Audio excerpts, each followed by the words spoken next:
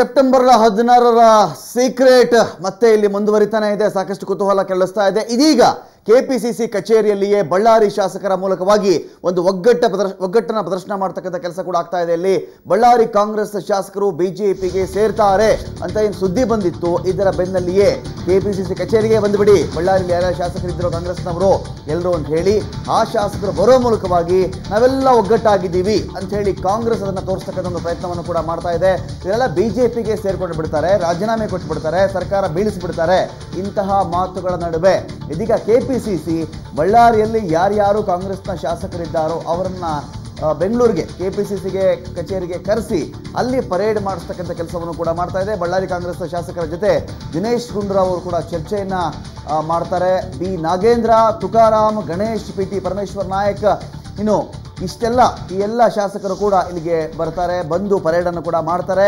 ಆ ಮೂಲಕವಾಗಿ ಕೆಪಿಸಿಸಿ ತನ್ನ ಪಕ್ಷದಲ್ಲಿ ಬಿರುಕು ಇಲ್ಲ, ಒಗ್ಗಟ್ಟಿಗೆ ಕೊರತೆ ಬಂದಿಲ್ಲ ಅನ್ನೋ ಒಂದು ಅಂಶವನ್ನು ತೋರಿಸಲಿಕ್ಕೆ ಪ್ರಯತ್ನವನ್ನು ಕೂಡ ಪಡ್ತಾ ಇದೆ. ಬಳ್ಳಾರಿ ಸೇರಿದಂತೆ ಹಲವು ಜಿಲ್ಲೆಗಳ ಕೆಲವು ಶಾಸಕರಿಗೆ ಕೆಪಿಸಿಸಿ ಈ ಮೂಲಕವಾಗಿ ಗುಲಾಬ್ ಕೊಟ್ಟಿದೆ. ಅಂದರೆ ಎಲ್ಲೆಲ್ಲಿ ಈ ಟ್ರಬಲ್ ಅಂತ ಅನ್ನಿಸ್ತಾ ಇದೆಯೋ, ಈ ಜಿಲ್ಲೆಯಿಂದ ಇಂತಿಂಥ ಕಡೆಯಲ್ಲಿ ಸ್ವಲ್ಪ ಒಗ್ಗಟ್ಟಲ್ಲಿ ಬಿರುಕು ಕಾಣಿಸ್ತಾ ಇದೆ ಅಂತ ಯಾವ್ಯಾವ ಜಿಲ್ಲೆಗಳ ಬಗ್ಗೆ ಕೆಪಿಸಿಸಿಗೆ ಅನುಮಾನ ಇದೆಯೋ ಅಂಥ ಜಿಲ್ಲೆಗಳ ಕೆಲವು ಶಾಸಕರಿಗೆ ಬುಲಾವನ್ನು ಕೊಡೋ ಮೂಲಕವಾಗಿ ನೀವೆಲ್ಲ ಬನ್ನಿ ಅಂತ ಹೇಳಿ ಆ ಮೂಲಕವಾಗಿ ನಮ್ಮ ಪಕ್ಷದಲ್ಲಿ ಒಗ್ಗಟ್ಟಿದೆ, ಒಗ್ಗಟ್ಟು ಎಷ್ಟು ದೊಡ್ಡದಾಗಿದೆ, ಎಷ್ಟು ಶಕ್ತಿಯುತವಾಗಿ ನಾವೆಲ್ಲ ಇದ್ದೀವಿ ಅನ್ನೋದನ್ನು ಪ್ರೂವ್ ಮಾಡುವ ಒಂದು ಕೆಲಸವನ್ನು ಕೆಪಿಸಿಸಿ ಮಾಡ್ತಾ ಇದೆ.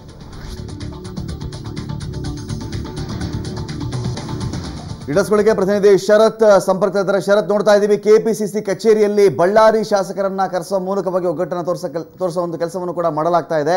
ಈ ಮೂಲಕವಾಗಿ ಯಾರ್ಯಾರು ಬಂದಿದ್ರು, ಇನ್ನು ಯಾವ್ಯಾವ ಜಿಲ್ಲೆಗಳ ಯಾವ್ಯಾವ ಶಾಸಕರ ಬಗ್ಗೆ ಕೆಪಿಸಿಸಿಗೆ ಅನುಮಾನ ಇದೆ, ಮತ್ತೆ ಯಾರಿಗೆಲ್ಲ ಬುಲಾವ್ ಕೊಟ್ಟಿದೆ ಕೆಪಿಸಿಸಿ ಅಂತ?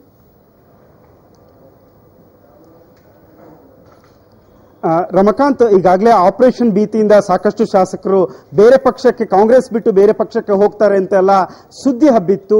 ಈ ಸುದ್ದಿ ನೆಲೆಯಲ್ಲಿ ಒಂದು ಸ್ಪಷ್ಟನೆಯನ್ನು ಕೊಡಬೇಕಾಗಿತ್ತು ಅದಕ್ಕೆ ರಾಜ್ಯ ಕಾಂಗ್ರೆಸ್ ಇಂದ. ಈ ನಿಟ್ಟಿನಲ್ಲಿ ಸ್ವತಃ ದಿನೇಶ್ ಗುಂಡೂರಾವ್ ಅಂದ್ರೆ ಯಾರ್ಯಾರು ಸುದ್ದಿ ಹರಿದಾಡ್ತಿತ್ತು, ಪ್ರಮುಖವಾಗಿ ಬಳ್ಳಾರಿ ಶಾಸಕರುಗಳ ಹೆಸರುಗಳು ಕೇಳಿ ಬರ್ತಾ ಇತ್ತು. ಅವರೆಲ್ಲರನ್ನೂ ಕೂಡ ಸ್ವತಃ ನನ್ನನ್ನು ಬಂದು ಭೇಟಿ ಮಾಡಿ ಅಂತ ಒಂದು ಬುಲಾವನ್ನ ಕೊಟ್ಟಿದ್ರು. ಅದರಂತೆ ನಿನ್ನೆ ಯಾರು ಕೂಡ ಕ್ಷೇತ್ರ ಅಂದ್ರೆ ಬೆಂಗಳೂರಲ್ಲಿ ಇರಲಿಲ್ಲ. ಅವರವ್ರ ಕ್ಷೇತ್ರದಿಂದ ಪ್ರಮುಖವಾಗಿ ಬಳ್ಳಾರಿಯ 4-5 ಕ್ಷೇತ್ರಗಳು, ನಾಗೇಂದ್ರ ಇರ್ಬೋದು, ಗಣೇಶ್ ಇರ್ಬೋದು, ಪ್ರತಾಪ್ ಗೌಡ ಪಾಟೀಲ್ ಇರ್ಬೋದು, ಅವರೆಲ್ಲರೂ ಕೂಡ ಅಂದ್ರೆ ದಿನೇಶ್ ಗುಂಡೂರಾವ್ ಅವರನ್ನ ಇವತ್ತು ಬಂದು ಕೆಪಿಸಿಸಿ ಕಚೇರಿಗೆ ಬಂದು ಭೇಟಿ ಮಾಡಲಿದ್ದಾರೆ. ಇನ್ನೊಂದು ಪ್ರಮುಖವಾಗಿ ಆನಂದ್ ಸಿಂಗ್ ಅವರು ಬರ್ತಾರಾ ಇಲ್ಲ ಅನ್ನೋದು ಒಂದು ಅನುಮಾನ ಕೂಡ ಇದೆ.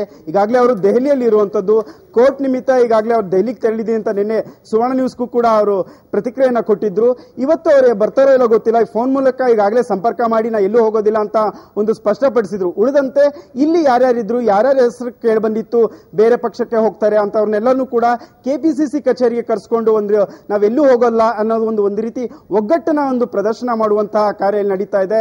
ಇನ್ನೇನು 2-2:30 ಅಷ್ಟೊತ್ತಿಗೆ ಕೆಪಿಸಿಸಿ ಕಚೇರಿಗೆ ದಿನೇಶ್ ಗುಂಡೂರಾವ್ ಅವರನ್ನ ಈ ಎಲ್ಲಾ ಶಾಸಕರು ಕೂಡ ಬಂದು ಭೇಟಿ ಆಗಲಿದ್ದಾರೆ.